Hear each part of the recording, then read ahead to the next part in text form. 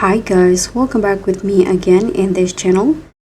So on today's tutorial, I'm going to show you how you can perfectly recreate Michael Jackson's iconic Thriller zombie outfit with this detailed tutorial for DTI. So in here, I'm going to break down the full Michael Jackson zombie outfit for DTI, and let's just get started. So first, for the hair, these are the hair that I use for the look. So I'm using the bangs from this updo and also this afro hair and this brain shape hair in DTI, but it is not showing in here. This is the hair look. Now let's just make the outfit. So first, I'm going to just go to the dressing room in here.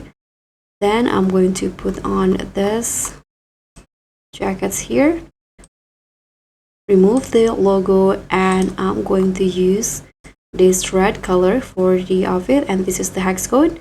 And for the second one, I'm going to go with black. Okay, now once you're done in here, you can go to the men's section, and here put on this shoe, change all the color into black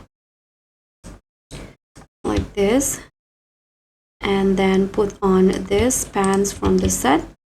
Use the same red color but change the material into leather like this. Now put on this leather jacket and use the leather material.